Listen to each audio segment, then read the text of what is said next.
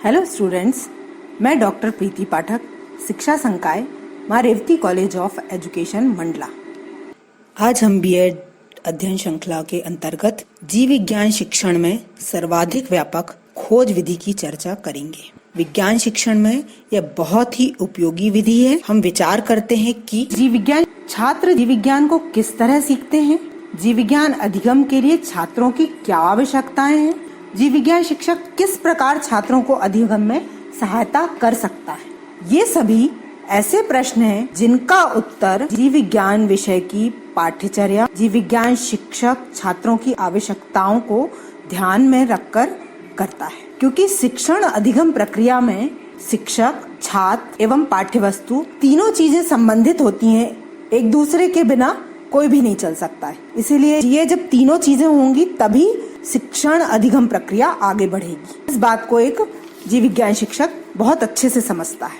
अब जीव विज्ञान विषय की यदि हम बात करें तो ये तथ्यों, सिद्धांतों, नियमों का संकलन माना जाता है। इसकी प्रकृति गतिशील भी होती है और सैद्धांतिक भी होती है, जिससे इसका अध्ययन करने से विद्यार्थियों में चिंतन, मनन, उनकी तर्क शक्ति का विकास होता है, विश्लेषण करने की कौशल आता है, व्याख्या कर पाते हैं और स्पष्टीकरण आदि संज्ञानात्मक कौशलों का विकास होता है। जीव विज्ञान विषय को यदि एक बच्चा पढ़ता है तो वह साइंटिफिक तरीके से उसकी सोच डेवलप हो जाती है और उसकी स्किल जो होती है वो कॉग्निटिव स्किल्स का निर्माण होता है। जीव विज्ञान विषय का अध्ययन करने के लिए शिक्षकों को पाठ्यवस्तु, शिक्षण उद्देश्य, छात्रों का मानसिक स्तर और विद्यालयों में उपलब्ध सुविधाओं के आधार पर शिक्षण विधियों का चयन किया जाता है। यदि शिक्षक शिक्षण विधि का प्रयोग कर रहा है तो उसको इन सब चीजों का ध्यान रखना पड़ेगा कि हम कौन सी शिक्षण विधि कब किस समय में उपयुक्त तरीके से उसको अप्लाई कर सकते हैं। अब शिक्षण विधि क्या होती है, अब हम इसको देख लेते हैं। शिक्षण विधि वह प्रक्रिया है, इसके अंतर्गत पाठ्यवस्तु को एक क्रम में रखना होता है जिनकी सहायता से शिक्षण लक्ष्य की प्राप्ति होती है। यदि हम शिक्षण विधि को अप्लाई कर रहे हैं तो उस पाठ्यवस्तु को यदि हम क्रम में रखते हैं और शिक्षण विधि के द्वारा यदि हम उस पाठ्यवस्तु को पढ़ाते हैं तो हम अपने लक्ष्य तक पहुंच जाते हैं। इसलिए शिक्षण विधि जो है वो बहुत उपयोगी है और जीव विज्ञान शिक्षण में शिक्षण विधि का बहुत महत्वपूर्ण योगदान है। तो हम जीव विज्ञान विषय में किस तरह से खोज विधि को पढ़ते हैं वो देख लेते हैं। विद्यार्थियों में कौतूहल एवं जिज्ञासा की प्रवृत्ति होती है, उसको ध्यान में रखकर जीव विज्ञान विषय में शिक्षण की खोज विधि को अपनाया जाता है। अब आज हम खोज विधि पर बात करते हैं और हम देखते हैं कि अलग अलग शिक्षा शास्त्रियों द्वारा खोज विधि पर क्या क्या चिंतन किए गए हैं। तो इसमें सबसे पहले है सुकरात ने खोज विधि को प्रश्न पूछकर प्रयोग में लाने के लिए कहा। रूसो ने व्यवहारिक समस्याओं को हल करके सीखने को बल दिया। जॉन डीवी ने अनुभव द्वारा सीखने पर बल दिया और 1917 में बायोलॉजिकल टीचर हैंडबुक में इन्विटेशन ऑफ इंक्वायरी में खोज आधारित प्रयोग किए हैं, जिनमें छात्र प्रयोग करने का प्रयास करता है और वह अधिगम प्रक्रिया में सक्रिय भाग लेता है। इसी तरह से 1986 में राष्ट्रीय शिक्षा नीति ने भी छात्र केंद्रित क्रिया आधारित अधिगम प्रक्रिया, जिसको कि हम कहते हैं child centred activity based learning, को बहुत ही आवश्यक बताया है, जिसमें कि छात्र जो होता है वो शिक्षा का केंद्र बिंदु होता है। इस विधि में छात्र स्वयं नवीन संप्रत्ययों को ढूंढता है और उसमें प्रयोग एवं समस्या समाधान विधि का प्रयोग करके वो अपने निष्कर्ष तक पहुंचता है। इस तरह से अलग अलग शिक्षा शास्त्रियों ने खोज विधि को किस तरह से अप्लाई करना चाहिए वह बताया है। अब हम देख लेते हैं, जेरोम ब्रूनर जो थे वो खोज विधि के प्रवर्तक माने जाते हैं। यह अन्वेषण की विधि से अध्ययन करने पर आधारित है जो शिक्षण विधियों के बिहेवियरल मॉडल की प्रतिक्रिया देता है। अब ब्रूनर का मानना था कि छात्र को क्रियाशील होना चाहिए और नई विषय वस्तु विद्यार्थियों के मन में कौतूहल या जिज्ञासा पैदा करती है। अब हम यहाँ देख लेते हैं कि यदि हम किसी नई चीज को विद्यार्थी देखते हैं तो उनके मन में जिज्ञासा पैदा होती है कि ये कैसी होगी, क्या है, इसको देख के या छूकर या समझ करके उसको देखा जाए, तो इस तरह से उनके मन में एक जिज्ञासा पैदा होती है। फिर विद्यार्थी जो है वो खोज का कार्य मानसिक प्रतिक्रियाओं के साथ करता है। मतलब वो अपने दिमाग में ये सोचता रहता है कि इसको हम यदि छुएंगे तो वो कैसा लगेगा, या उसको जानने की अंदर से तीव्र इच्छा होगी। इसके पश्चात वह अपनी पुरानी जो सोच है उसके साथ में जो नई सोच आती है उसको साझा करता है। उसके फलस्वरूप वह प्रतिक्रिया देता है और उसकी एक नई सोच और समझ का निर्माण हो जाता है। उस चीज के प्रति वह अपनी एक नई सोच और समझ पैदा कर देता है, जिसके द्वारा वह किसी भी समस्या का समाधान या नई संप्रत्यय का निर्माण कर सकता है। यह जेरोम ब्रूनर ने कहा था। खोज विधि वास्तव में प्रत्यक्ष परिस्थिति के निरीक्षण से अन्य प्रत्यय समझने पर आधारित होती है। अर्थ समझ लेते हैं कि ये खोज विधि जो है इसका अर्थ क्या होता है। छात्र सक्रिय सहभागिता से स्वयं की योजना में पहल करता है, इसे ही खोज विधि कहते हैं। हम इसे और अच्छे स्पष्ट तरीके से समझते हैं। छात्र उस कार्य क्षेत्र में प्रवेश करता है जो कि उसके लिए बिल्कुल भी अपरिचित होता है, यानी वो एक ऐसे जोन में जाता है जिसके लिए वो पहले से परिचित नहीं होता है। अब वहां पर जाके भौतिक तथ्य में निहित सिद्धांत और सामान्यीकरण को संकेत के आधार पर तथा बुद्धिमत्ता से अनुमान लगाता है। मतलब वो अपनी समझ से, बुद्धिमत्ता जितनी उसके पास बुद्धि है, मानसिक स्तर है, उसके आधार पर वह अपना एनालिसिस करता है और सिद्धांत बनाता है। उसके बाद वो प्रयोग करके उसके परिणाम तक पहुंच जाता है। यह खोज विधि का सरल करके अर्थ है। अब हम इसको इस प्रकार कह सकते हैं कि जब कोई छात्र नवीन संप्रत्यय या सिद्धांत की खोज में मानसिक प्रविधियों को प्रयोग में लाता है, उसी समय खोज विधि प्रारंभ हो जाती है। तो आपको समझ में आ गया होगा कि खोज विधि का अर्थ क्या है।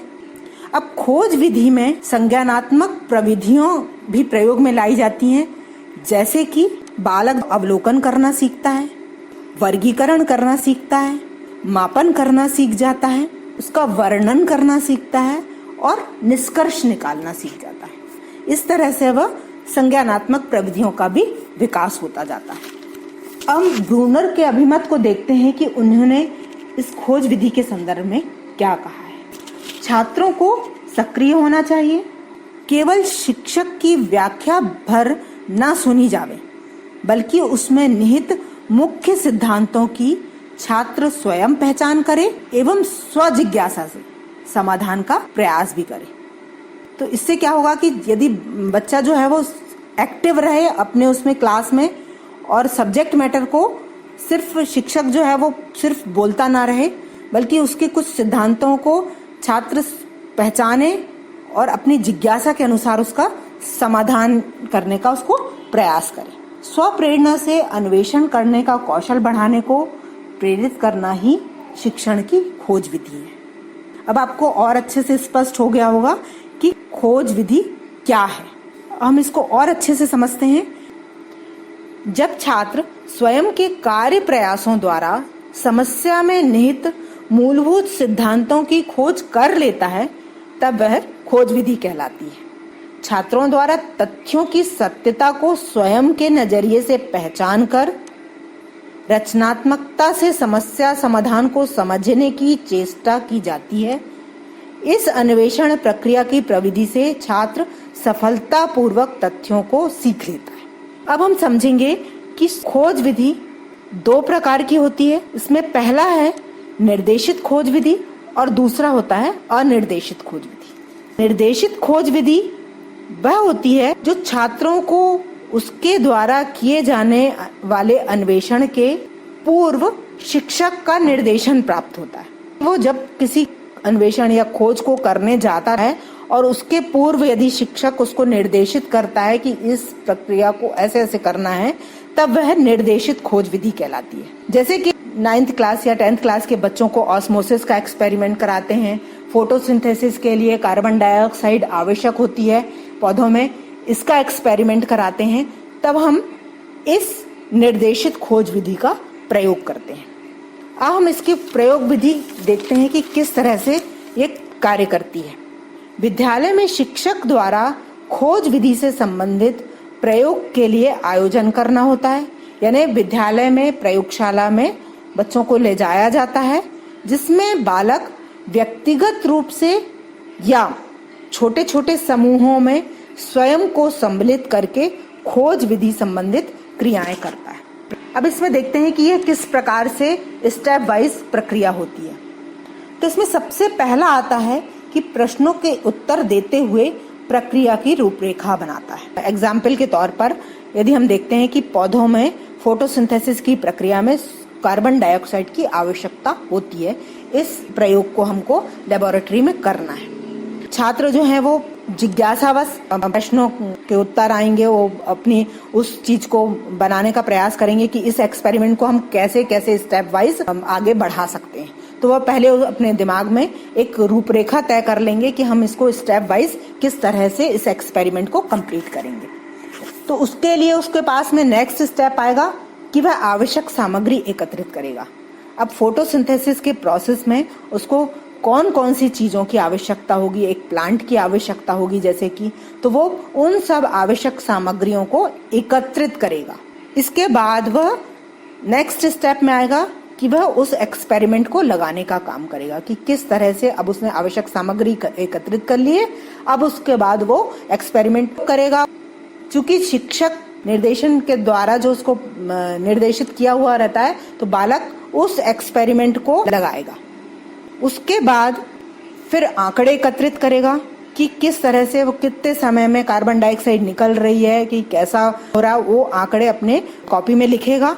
और उसके बाद उसका नेक्स्ट स्टेप उसका एनालिसिस करेगा। एनालिसिस करने के बाद वह अपने प्रयोग के निष्कर्ष पे जाएगा कि इससे क्या हुआ, कितनी कार्बन डाइऑक्साइड बाहर निकली कि नहीं निकली, कि क्या हुआ, इस एक्सपेरिमेंट को करने में वह कितना हद तक सफल हुआ है। और उसके बाद इस निष्कर्ष पर पहुंचने के बाद वो पूरी इस प्रक्रिया को अपनी प्रयोग कॉपी में लिखित रूप में परिणित करेगा। तो ये स्टेप्स जो हैं वो एक निर्देशित खोज विधि के हैं, जो कि शिक्षक द्वारा प्राप्त करके वो स्टेप बाय स्टेप किस तरह से अपनी खोज विधि को कंप्लीट करता है। तो ये प्रक्रिया सारी स्कूलों में होती है। जीव विज्ञान की लेबोरेटरी में जा करके वहाँ पर एक्सपेरिमेंट लगाने होते हैं और सारी चीज़ों को करना होता है। तो इससे आप लोगों को खोज विधि की क्रिया विधि अच्छे से समझ में आ गई होगी। अब हम आगे बढ़ते हैं। दूसरी विधि है अनिर्देशित खोज विधि। इस विधि में जब कोई निर्देश नहीं दिए जाते हैं, यानी शिक्षक के द्वारा कोई निर्देश नहीं प्राप्त होते हैं, इसमें शिक्षक एक ऐसी नई परिस्थिति उत्पन्न कर देता है जिसमें छात्र समस्या का प्रस्तुतिकरण सीखे और अन्वेषण या इंक्वायरी से समस्या, तथ्यों की खोज एवं व्याख्या तक पहुंच सके। अब इसमें शिक्षक द्वारा एक ऐसी परिस्थितियां उत्पन्न कर दी जाती हैं जिसमें कि बच्चा खुद ही अपने मानसिक स्तर से सोच करके और उस समस्या का हल ढूंढने का प्रयास करता है और खोज करता है और उस निर्णय तक पहुंचने का प्रयास करता है। तो इसमें ऐसे उच्च स्तरीय खोजें आती हैं, जैसे कि अभी जो समस्या चल रही है कोविड की, एक परिस्थिति उत्पन्न हो गई है जिसमें बहुत सारे विश्वविद्यालयों में रिसर्च चल रही है आगे कि इसको किस तरह से कंट्रोल किया जाए या इसकी वैक्सीन प्राप्त हो। तो ये जो एक खोज है ये अनिर्देशित खोज विधि के अंतर्गत ही आती है। इसी तरह और भी बहुत सारी खोजें हैं जो कि पौधों के नई नई डिजीजें जो होती हैं उनमें किस तरह से कंट्रोल किया जाता है, या नया और भी आगे की किस तरह से पैदावार बढ़ाई जाए, इनमें जो रिसर्चेस चलती हैं वो यही अनिर्देशित खोज विधि के अंतर्गत आती हैं कि एक नई परिस्थिति पैदा हो जाती है। जैसे कि मॉस्किटो कंट्रोल किस तरह से किया जाए, एक नई परिस्थिति है कि उसको किस तरह से कंट्रोल किया जाए, लार्वल स्टेज में कंट्रोल किया जाए कि मॉस्किटो फुल उसमें कंट्रोल किया जाए। तो नई नई रिसर्चेस इस ओर चलती रहती हैं। तो एक जो नई परिस्थिति उत्पन्न होती है उसके आधार पर ये अनिर्देशित खोज विधि जो है वो लागू होती है। अब हम इस विधि की विशेषताएं देख लेते हैं। तो पहला है छात्रों में वैज्ञानिक चिंतन के अवसर बढ़ने से बौद्धिक क्षमता का विकास होता है। अब चूंकि जीव विज्ञान की खोज विधि है तो छात्रों में वैज्ञानिक चिंतन के अवसर बढ़ते ही रहते हैं, तो इसलिए उनकी बौद्धिक क्षमता का विकास होता है। अब इसमें दूसरा है, इस विधि में छात्र स्व अध्ययन करता है। चूंकि वो खुद ही स्वयं से अध्ययन करता है तो उसकी मानसिक प्रविधियों का प्रयोग होता है। नेक्स्ट है, यह विधि आंतरिक अभिप्रेरणा या मोटिवेशन पर आधारित है, इसलिए छात्र नवीन खोज की प्रतीक्षा में सीखने का प्रयास करता है और वही उसका मोटिवेशन होता है। नेक्स्ट है, इस विधि से सीखने से छात्र अधिक समय तक नवीन ज्ञान स्मरण में रख सकता है। अब चूंकि खोज विधि है वो स्वयं करता है, इसलिए यह जो नवीन ज्ञान रहता है इसके स्मृति पटल पर बहुत अधिक समय के लिए रह पाता है। नेक्स्ट है, इस विधि के माध्यम से बालक में सृजनात्मक चिंतन का विकास होने लगता है। चूंकि वह स्वयं करके सीखता है इसलिए वो उसके दिमाग में नई नई चीजों के उदय होने लगता है, इसलिए इसका सृजनात्मक चिंतन का विकास भी होता है। इस विधि द्वारा ज्ञानात्मक, भावात्मक एवं क्रियात्मक तीनों उद्देश्यों की प्राप्ति होती है। इस विधि से छात्र नए ज्ञान की खोज के अलावा संचित ज्ञान का स्मरण कर उसे प्रयुक्त में भी लाता है। अब ये उसकी विशेषताएं हो गई। अब देखते हैं कि खोज विधि से सीखने की क्या आवश्यक परिस्थितियां होना चाहिए। यदि हम खोज विधि से किसी चीज को सीख रहे हैं तो उसमें हमें एक कैसा वातावरण हमको एक छात्र को देना चाहिए। तो इस विधि में सबसे पहले आवश्यक बात यह है कि छात्र की स्वतंत्रता होना चाहिए ताकि वह सब चीजों के विषय में सोच पाए और मानसिक स्तर से सारी चीजों को समझ पाए। दूसरा है, छात्रों को अनुकूल वातावरण देना चाहिए। उसके बाद शिक्षक द्वारा छात्र को समय समय पर प्रोत्साहित करते रहना चाहिए ताकि उसकी जिज्ञासा खोज विधि से बनी रहे, खोज करने की, और उसमें रुचि जागृत करना चाहिए कि वो उसमें खोज विधि के माध्यम से किसी नई चीज को सीखने की एक रुचि उत्पन्न होती रहे। तो इस तरह से हम परिस्थितियां दे करके खोज विधि से सीखने को आगे बढ़ा सकते हैं और यह जीव विज्ञान विषय के लिए बहुत ही महत्वपूर्ण विधि है। मुझे उम्मीद है कि आज का टॉपिक आपने अच्छे से समझ लिया होगा और ये खोज विधि जो है वो रिसर्च के लिए बहुत इम्पोर्टेंट है। इसीलिए एक टीचर्स को या आगे रिसर्च करने वाले स्टूडेंट्स के लिए किस तरह से इसको पढ़ाया जाना चाहिए और उसकी उपयोगिता के विषय में आप लोग जरूर उसको अपने छात्रों से शेयर करें और मैं इसी तरह से उपयोगी टॉपिक्स आपको प्रोवाइड कराती रहूंगी। धन्यवाद।